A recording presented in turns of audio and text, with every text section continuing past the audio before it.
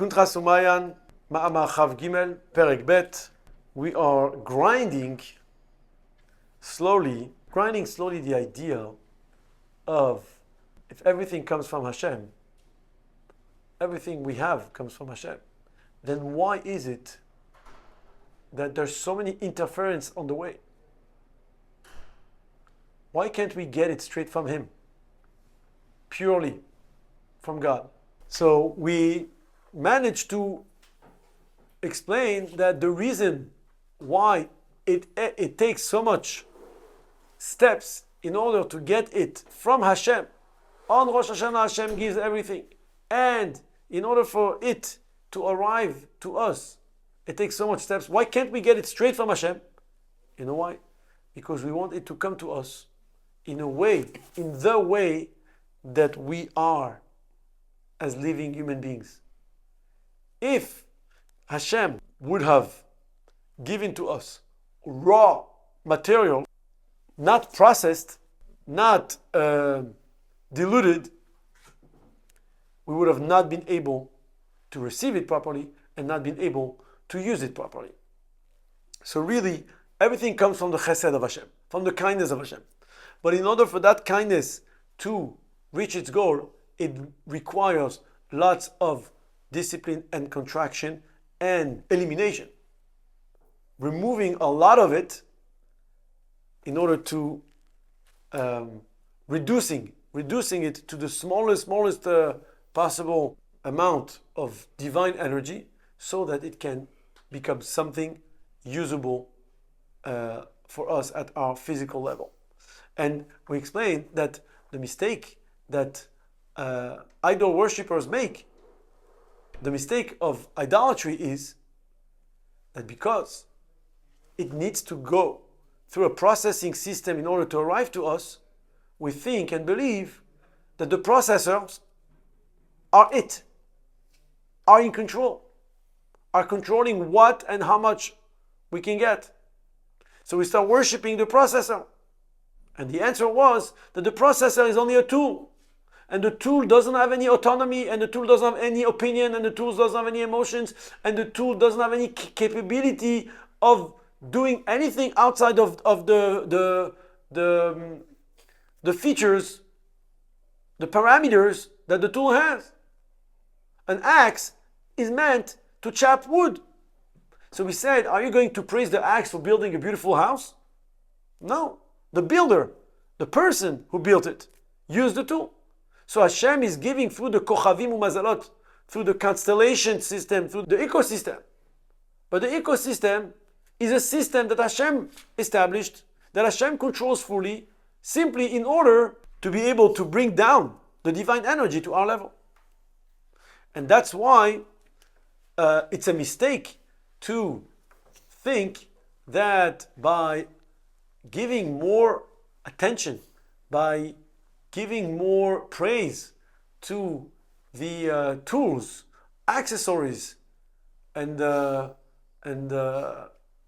any system that is part of the distribution. We spoke about distribution last time. Is a mistake. So obviously, when we talk about those big words of idolatry and idols, it doesn't sound relevant. Doesn't sound relevant to us because, I don't do the idol thing. I don't believe in idols. I'm not dumb. I'm not stupid. Guess what? We do. I mean, that's what we discussed last week. That the idol might be any middleman, any intermediary, any tool that I need, and that I make it essential. That already is the beginning of avodah zarah, of idolatry. So, for example, any type of attachment and dependency, we're going to call addiction, but any type of dependency into something that affects my being, it means that this has value. And if it has value, it means something to me. When I have it it makes me feel good. When I don't have it, it makes me feel the opposite of good. So that's already a form of idolatry. And it's a very human survival way of living. I love things that make me feel good. I run away from things that make me feel not good. And I want more of the things that make me feel good.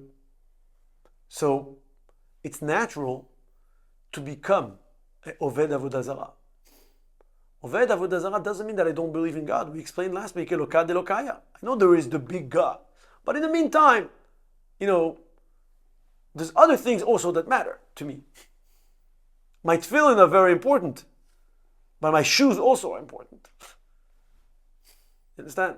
So back to what we were saying before, is that it needs to go through tzimtzum. It needs to go through mazalot, constellation, to this ecosystem, because this is the only way it can reach us the way we are. But really, where does it come from? Come directly from God. It would have not been able to come to us if not this level of contraction and this processing system that sends the infinite divine hashpa'ah, abundance, to us.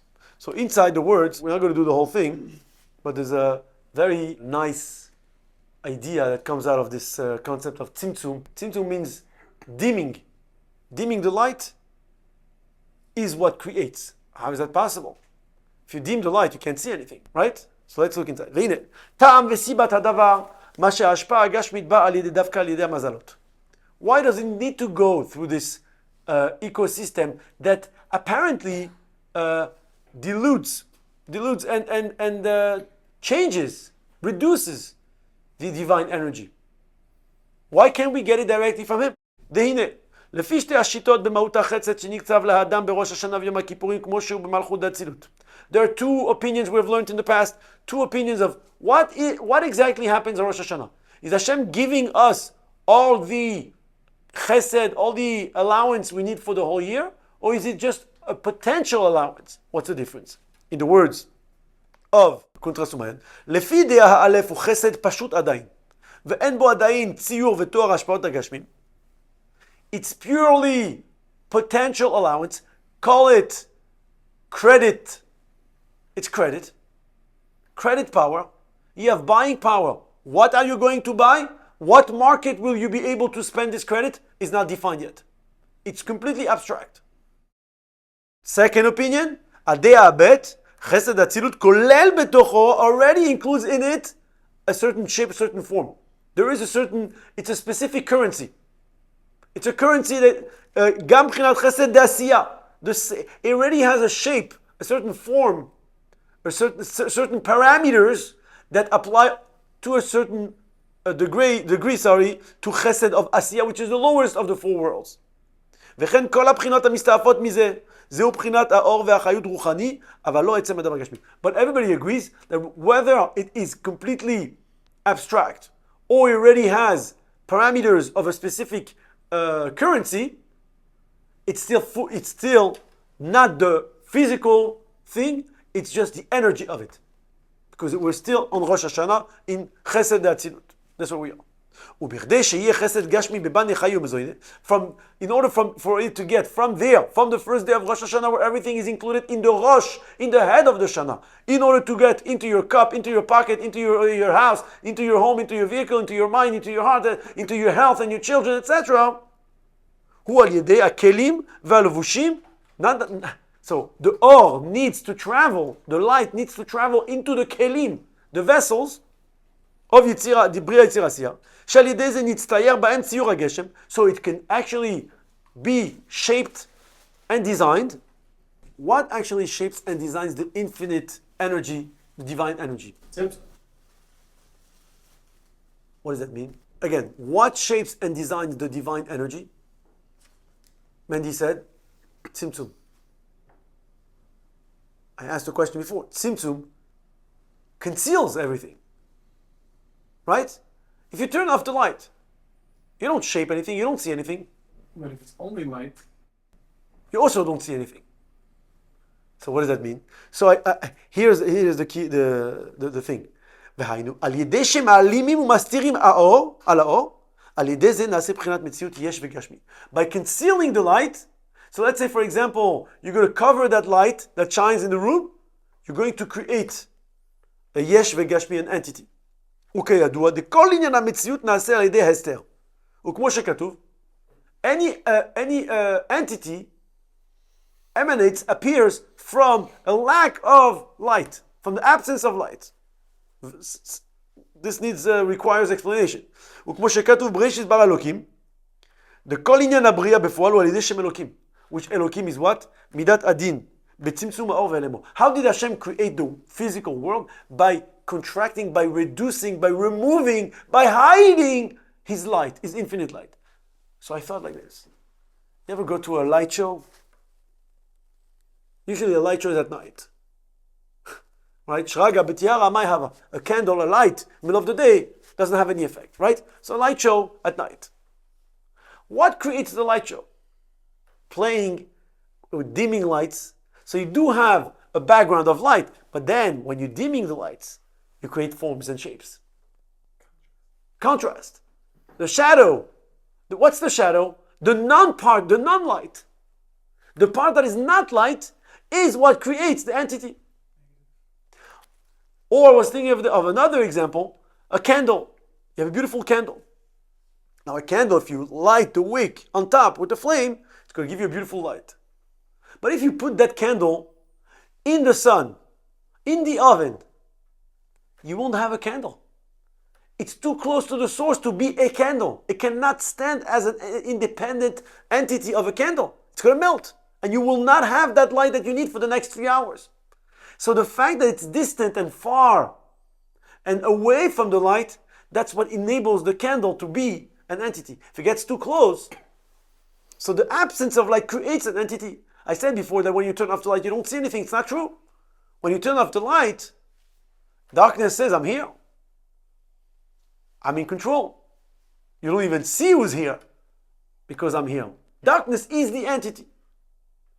So the more Hashem contracts his light, his infinite light and his energy, the more physical the world is able to become. But the problem is that as much as you're going to contract and reduce divine energy, it will never become physical. So what actually takes chesed atzilut? Even if you take it all the way down from chesed, the highest level of the sefirot, to malchut, that's the lowest level. And then in bria itself, you take it again from chesed de bria all the way down to malchut de bria, the lowest sefirah.